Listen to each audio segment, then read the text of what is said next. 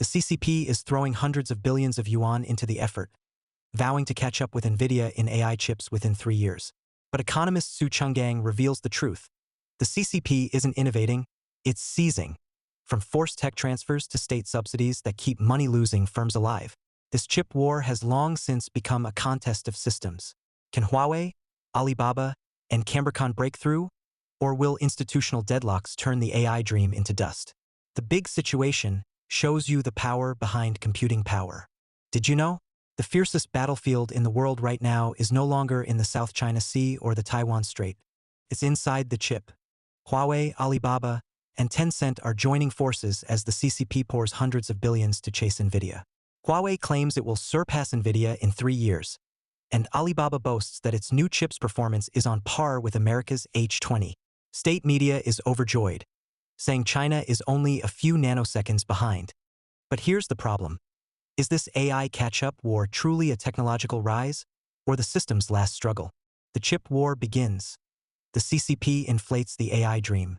The CCP is trying to replace US leadership in global tech markets, pouring vast sums into artificial intelligence, AI, and robotics, and producing high-end chips for cutting-edge technologies. Last month, Jensen Huang, CEO of Silicon Valley AI chip giant NVIDIA, warned that China is only a few nanoseconds behind the US in chip development. In September, CCP state media said an Alibaba chip could match NVIDIA's H20 performance while using less energy. The H20 is a down-spec processor made for the China market under US export rules. Huawei also launched what it called its most powerful chip ever, along with a 3-year plan to challenge NVIDIA's dominance in AI. Huawei further said it would open its designs and code to the public in China to woo companies to shed their reliance on US products. Other Chinese chip developers have secured major contracts with big domestic firms. More Threads is supplying advanced chips to enterprises such as the state-owned carrier China Unicom. Another much-watched potential challenger to NVIDIA is Beijing-based Cambricon. Tencent, owner of the super app WeChat, is another Chinese company making chips. Responding to questions about Chinese chipmakers' recent advances, an NVIDIA spokesperson told the BBC, "Competition has undoubtedly arrived. But is that really the case? A few nanoseconds behind?" Experts douse the hype. Some experts warn that due to a lack of public data and consistent benchmarks, claims by Chinese chipmakers should be treated with caution. Computer scientist Jawad Hajjehia, who has tested US and Chinese chips, says Chinese semiconductors perform similarly to US chips in predictive AI, but lag in complex analytics. The CCP has long sought to be a global tech leader, partly to reduce dependence on the West. Xi Jinping vows to make China more self-reliant, not reliant on anyone's charity. Even before President Trump's return to the White House, China had invested tens of billions of dollars to transform its massive economy from the world's factory of basic goods into a home for cutting-edge industries. National Taiwan University computer science professor Yang Qiling says the CCP's state-led approach may itself become a barrier to innovation. The CCP hopes to use China's huge market as bait to force Washington to sell its advanced equipment, believing that businessmen, for profit, won't give up the China market. So far, the CCP still cannot shake its reliance on America's most powerful chips. Semiconductor engineer Raghavendra Anjanappa says the CCP needs to obtain certain high-end US technologies for its more advanced projects to ensure it doesn't fall behind. Xu Chenggang lifts the curtain. Not creation, but seizure.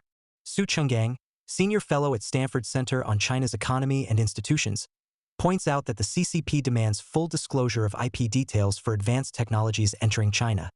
If you want China's market, hand over your know-how. That amounts to turning over the core of your technology. The CCP then builds its products on that base and can do me better, i.e. a bit better. This isn't technological innovation. A series of such me better steps has formed today's Chinese tech strength. Much of its source isn't theft but seizure, open, forcible, systemic transfer of technology. Of course, there's also theft, with a great deal of it via hacking. This seizure is a government-led, systemic behavior part of the CCP's industrial policy. Coercion and theft are components of that policy. Such policy has consequences. Once the West recognizes the CCP's nature, opportunities for coercion and theft drop sharply. After that, if China lacks creative capacity of its own, catching up becomes very hard. This is the current process, what people commonly call decoupling. Take AI. Many think Chinese are especially strong and that China indeed built several models with small gaps in competitions and tests. But where did China's AI come from? None of the major innovations in AI development arose under the CCP system, not a single one. China can keep up closely because it learns quickly, but that's not the same as creating at the cutting edge. Don't conflate the two. There are indicators, Nobel Prizes. We don't even need to compare China with the US. Compare China with the Soviet Union. The USSR era had 9 Nobels, mostly in physics and also chemistry. China has only 1-2 UU. If we compare with the US, there's no need to compare a whole country. China as a whole can't compare with one school like Stanford or Harvard. If you look at paper counts and citations, the Chinese Academy of Sciences surpasses Stanford, MIT, Harvard. Not just CAS, Tsinghua surpasses them too. But talk to Chinese experts who came to the US. When discussing these statistics, they just laugh, they don't take them seriously. They say they simply can't do it themselves. They learned it all from others. NVIDIA versus Huawei looks even actually worlds apart. NVIDIA holds roughly 80% share in AI chips. The presumed number 2 US chipmaker AMD still trails far behind. Under export restrictions and unable to obtain the most advanced US chips, Chinese companies are striving to roll out domestic AI chips. Semi-analysis analyst Jordan Nanos believes Huawei is among NVIDIA's most competitive rivals, on par with Google and Amazon, and even ahead of AMD. Like Google and Amazon, China's Baidu and Alibaba are developing in-house AI processors. But these are currently substitutes for NVIDIA GPUs. John Petty, founder of market research firm JPR, says, they cannot, for now, rely on domestic manufacturing facilities to catch up technologically with NVIDIA. Experts generally believe NVIDIA's dominance will be hard to shake in the short term. Gabelli Funds analyst John Belton notes, today, the vast majority of AI inference globally is built on NVIDIA infrastructure. Despite leading the pack, NVIDIA is still sprinting, launching new products every year. That cadence will make it hard for rivals to keep up. In early September, NVIDIA announced its next-gen GPU platform, Rubin, slated for late 2026, with AI compute expected to be 7.5 times the current flagship Blackwell. Huawei has announced plans to challenge NVIDIA's dominance in AI chips. On September 18th, Huawei said it has planned 4 Ascend chips over the next 3 years. Huawei claims that while a single chip's compute lags NVIDIA's, its interconnect can deliver the world's strongest aggregate compute. Huawei Vice Chair and rotating Chairman Su Jijun added that Huawei will also update its general-purpose Kunping processors, the Kunping 950 and 960 series, and supernodes based on those chips. Su said, because we are sanctioned by the US and cannot tape out at TSMC, our single-chip compute lags NVIDIA's. But Huawei has over 30 years of connecting people and machines, so we've heavily invested in interconnect technology and achieved breakthroughs, enabling us to build 10,000 card-level supernodes, thus continually achieving the world's strongest compute. This isn't market competition, it's a systemic showdown. Xu Chenggang stresses that as a totalitarian party, the CCP's core is control over resources. For example, all of China's banks are state-owned. This state ownership has a critical economic problem: soft budget constraints. This is decisive in controlling supply chains. To control supply chains, the CCP can let enterprises lose money. Soft budget constraints mean firms can lose money yet not go bankrupt. Only under such conditions can the CCP use losses to control supply chains at scale. Once the CCP controls the chain, it becomes extremely difficult for the capitalist West. Some say the US can't win a trade war with the CCP. There's a lot of truth there, but it isn't the whole story. The accurate part is that the US is wrong to fight the CCP as a trade issue, because the problem isn't trade. Using trade tools against a totalitarian system is the wrong weapon. Another point: facing a totalitarian superpower, the US must learn from the Cold War. The Cold War was never one country versus one country, it was a world versus a world. The capitalist camp versus the socialist camp, or more precisely, democracy versus totalitarianism, 2 blocks confronting each other. So, when NVIDIA faces the CCP's totalitarian system, Huawei isn't simply competing with NVIDIA in the market. This is strategic competition. Huawei can compete by losing money. When one side can compete by taking losses, the path forward is no longer commercial but something else. It's a contest between 2 different worlds. As a totalitarian rogue government, the CCP is wolf warrior externally, or it hides and deceives. The public opinion war, from chip war to narrative war. Reuters reported that the CCP used Manila marketing firm Infinitus to create NI How Manila, a faux local media outlet, to amplify pro-CCP voices and even attack nationalist legislators, conducting information and opinion operations in the Philippines. For example, when CCP vessels blasted Philippine boats with water cannons in the South China Sea in November 2021, China's then ambassador in Manila asked Filipinos on Facebook to share their favorite things about China. Among hundreds of enthusiastic responses were 3 from a young man calling himself Vince DeMano. According to internal files from Manila-based Infinitus Marketing, those comments weren't real. They came from purchased fake accounts, as did many of the replies to the embassy's post.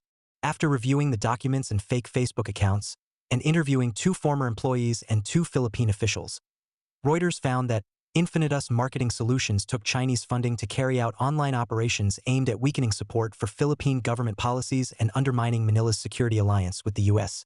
Reuters found the company also used fake accounts to amplify anti-U.S. content created by Filipinos, including a writer previously funded by Beijing. Infinitus files and company records show staff used accounts posing as pro-China Filipinos to attack the U.S. and insult a well-known nationalist legislator. The documents also included an August 2023 contract requiring Infinitus to guide public opinion on Facebook and X, as well as progress reports prepared for China's embassy. Jonathan Malaya, a senior official at the Philippines National Security Council, noted that the explosive growth of social media has accelerated CCP influence operations in the Philippines.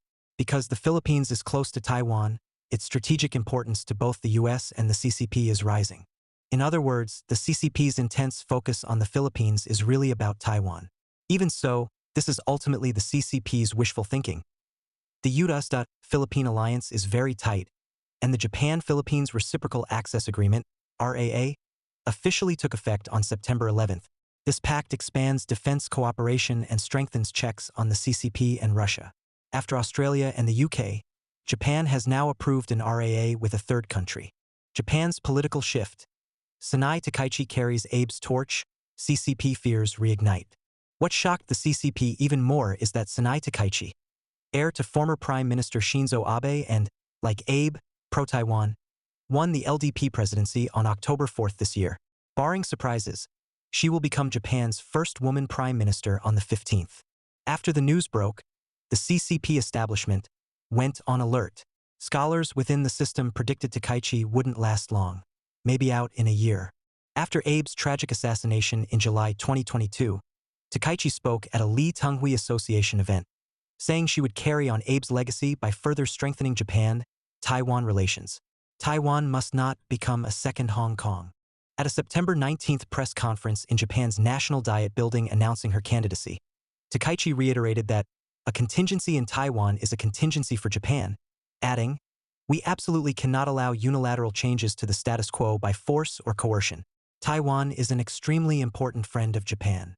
Behind the AI war lies a war of systems. The AI chip fight isn't just market competition. It's a clash of systems. The CCP can pile up money to buy speed, but it cannot buy the soul of free innovation. When a system runs on losing money without going bankrupt, it can manufacture technology, but it cannot create civilization. The true power of technology isn't in compute, it's in the human spirit."